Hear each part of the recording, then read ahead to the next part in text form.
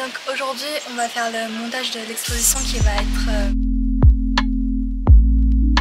Nous allons coller nos affiches sur les murs pour les exposer.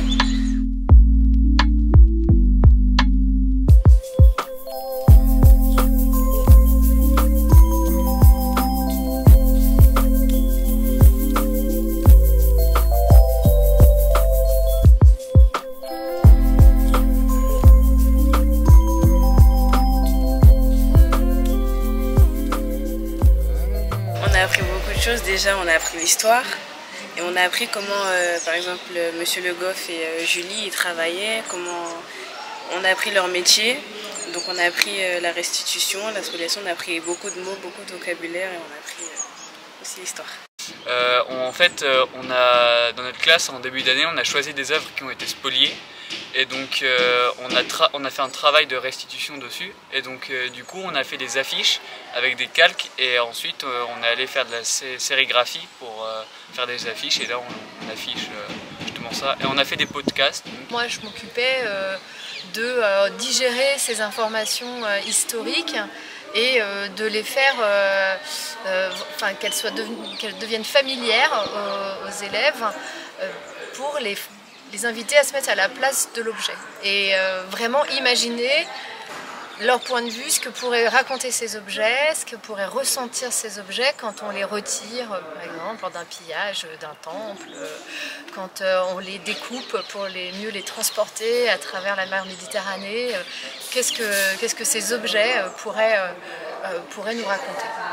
Donc il y a des objets d'Afrique, des objets d'Asie et des objets je sais pas, de plein d'autres pays. Et donc dans une salle on a une carte avec des traits qui relient les objets entre eux. Et donc le spectateur pourra passer dans chaque pays. Avec son téléphone il pourra scanner un QR code qui l'enverra directement sur un podcast. Ou s'il n'a pas d'objet, s'il n'a pas de téléphone, il pourra aller regarder dans une télé des podcasts, enfin écouter. Alors aujourd'hui les élèves décident de la façon d'exposer leurs affiches. Elle et il ont créé des affiches il y a 15 jours maintenant à Fiminco. Et sur ces affiches, il y a les QR codes avec le podcast de leurs œuvres où justement ils ont de ce texte écrit à la première personne à la place de l'objet. Et donc là, c'est vraiment une initiation muséographique sur comment j'expose le résultat final de ma recherche, de mon œuvre, et aussi toutes les traces de leur construction sur un an. Table vitrée. Ah, ça on n'a pas. Elles sont indisponibles, toutes celles qu'on a, elles sont dans l'exposition d'en bas. Pas possible. On en prend une. On en prend une. Il va falloir voir avec le directeur. Non, c'est pas possible, désolé. Alors, petite vitrine. Dans une vitrine en fait, complètement. Voilà.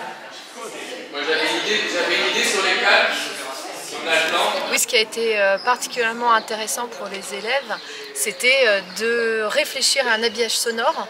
Donc c'est aussi l'enjeu d'une exposition qui est à la fois une exposition visuelle avec la réalisation des affiches sérigraphiées, mais aussi faire vivre les textes qu'ils ont enregistrés avec l'ingénieur du son, Julie Tepp, et les bruitages qu'ils ont pu réaliser. Des bruitages dont ils ne soupçonnaient pas en fait la nature, puisqu'ils ont appris par exemple qu'on pouvait bruiter un combat avec des feuilles de céleri, en tapant avec des feuilles de céleri. Donc ils se sont beaucoup amusés, ça leur a énormément plu, cette phase de recherche de son. De la culture générale, donc sur les objets et même certains mots comme la spoliation que je ne connaissais pas auparavant. On va dire que ça change tout.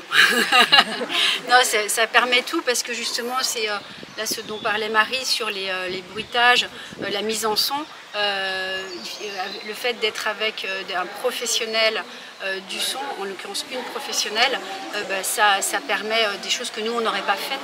Hein, que ce soit en termes d'idées qu'en termes c'est un métier.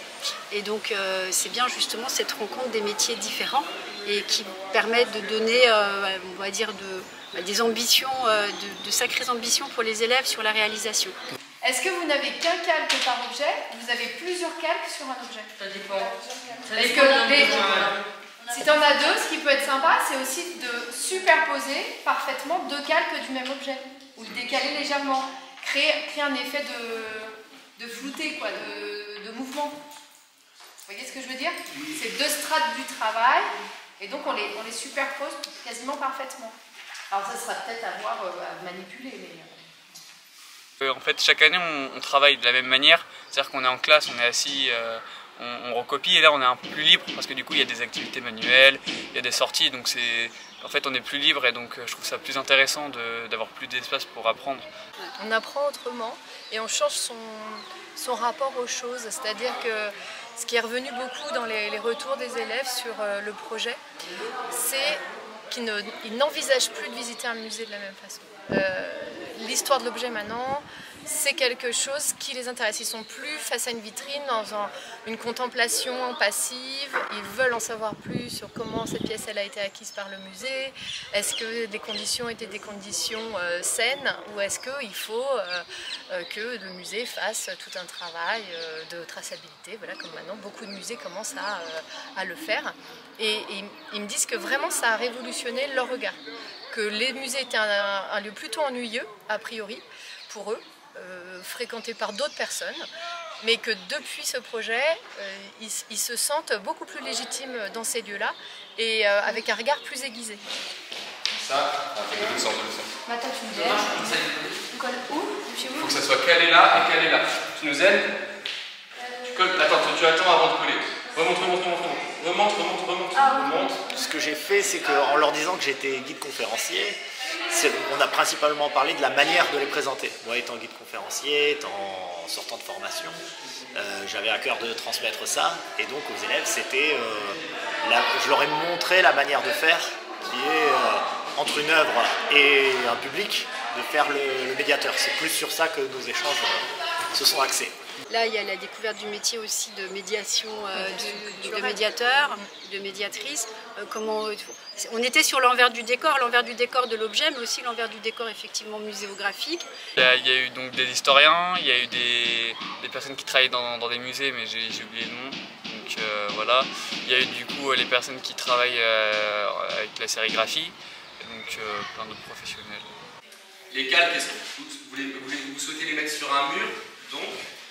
Oui ou non? Non, plutôt... Est-ce que ça vous plaît l'idée de réutiliser les bombes et d'écrire des choses sur un mur? Oui. Ça me dérange. Genre un peu en rond, genre on les recoupe tous, et en tout on met une plaque ça. Comment ça? La scole est bien.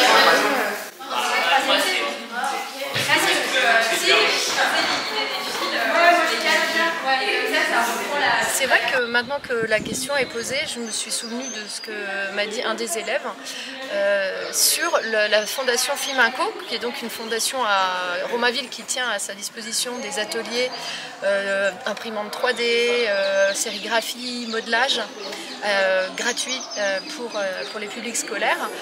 À la sortie de cet atelier où ils ont eux-mêmes travaillé avec une grande presse ancienne, avec des gestes voilà, qui changent un peu.